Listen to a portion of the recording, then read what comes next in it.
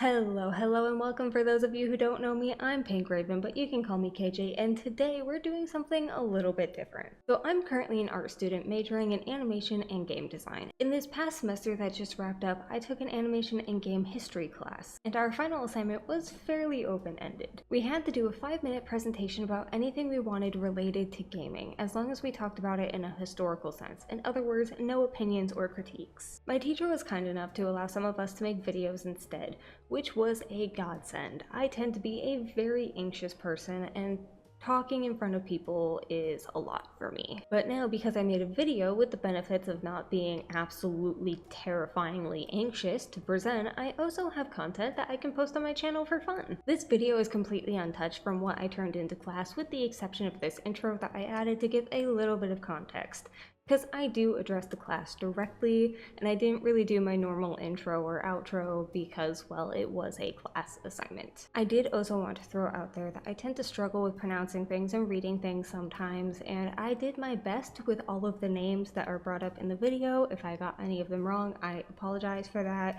I did try to take multiple takes of these and look up how to pronounce a lot of this stuff. As for the information itself, this was all mostly based off of the limited articles I could find about this topic. So definitely take some of it with a grain of salt, and I apologize if any of it is wrong, but I did do my best with this video, and in case anyone is curious, I did get a 100 on this assignment, so I mean, I feel like I did pretty good. In the meantime, here is my game history presentation assignment. Enjoy!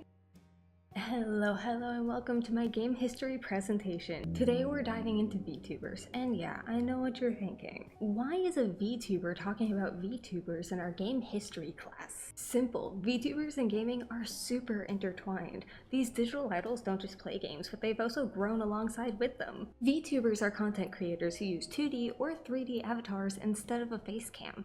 It's like a digital puppet that mirrors your real-life expressions in real time. Fun fact, the most popular tool for making 2D VTubers, live 2D cubism, is also used in games like Hatsune Miku Colorful Stage and Ensemble Stars, along with more. In 2016 is when Kazuna Ai debuted, and literally coined the term virtual YouTuber, later shortened to VTuber, and is often considered the first VTuber.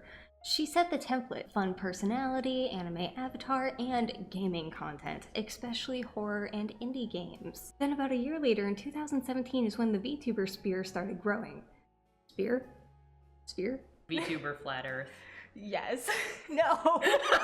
And major agencies started to form, like HoYoLive from Cover Corp, that started debuting talents in 2017, and Nia Sanji from Anycolor, who launched in February of 2018. This is around the time when live 2D models started to become the go-to standard, although most talents now have both 2D and 3D models. And of course, gaming was at the heart of it all. Gameplay videos were the most popular content alongside music, with top talents like Shishiro Botan and Minato Aqua blowing up for their FPS skills in games like Rainbow Six Siege and Apex Legends. Suddenly we had these cute anime-style characters absolutely dominating video games, or hilariously failing, while chatting with audiences in a more interactive way. It pulled both gamers and non-gamers alike to these channels. Then came 2020, yes, that cursed year. Lockdowns hit and VTubers exploded. Even though VTubers only make up about 1.4% of gaming content, they actually get about 5.7% of views, with better retention too,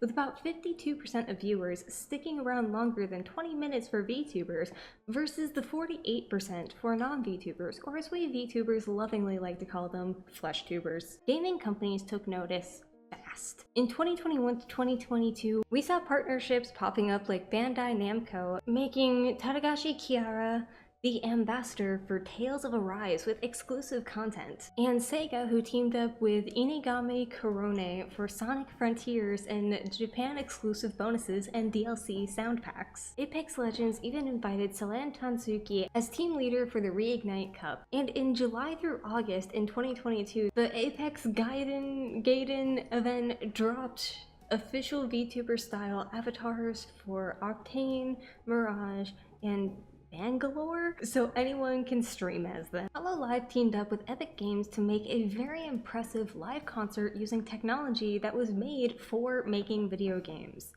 Hololive adopts Unreal Engine for high-quality real-time live streams and concerts. This was a very impressive feat at the time that enabled better anime-style rendering, complex motion capture, and more interactive features like the changing of the weather and time of day during the concert. But they plan to keep on improving this technology. It's a great stepping stone for both companies who dream of having their own metaverses. Clearly, gaming companies saw good numbers by working with VTubers because they continue working with VTubers consistently. By 2016, VTubers were fully in the mainstream with Kazuna Ai, who got an official Fortnite skin, and Hoshimachi Soshi Sei, I'm sorry if I said that wrong, following in March of 2026. And in February of 2026, Iron Mouse had a scripted call with the Angels of Delusion from Zenless Zone Zero as a promotional act. My personal favorite, in January 16th of 2026, Marvel Rivals Deadpool has a voice line that's a nod to his VTuber voice actor Alejandro Saab, aka Sayu the Cyborg VTuber. Sayu sent us back to spawn? Ha! Weak. And of course they didn't stop at video games because yeah, VTubers got their grubby little hands in arcades too, with multiple Hololive and Round 1 collaborations from 2024 to 2026, with Fuamoko becoming brand ambassadors in late 2025. I could keep going on for hours, there's so much I found and couldn't fit in. VTubers boosted viewership, inspired some tech innovations, brought joy to millions, and also probably put millions into pockets of gaming companies, and hopefully some more independent smaller devs as well. And that's only with roughly 10 years of history so far. I'm excited to see where both video games and VTubers go in the future. In the meantime, bye!